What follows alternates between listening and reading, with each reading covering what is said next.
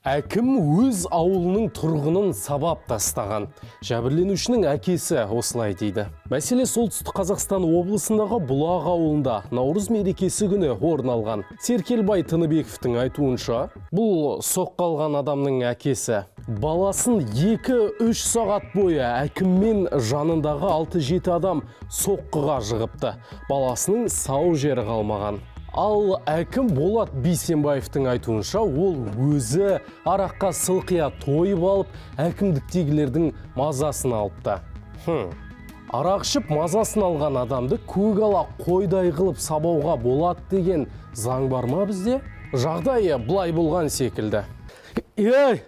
Мен кім екен білесің ба? Әкіммін мен.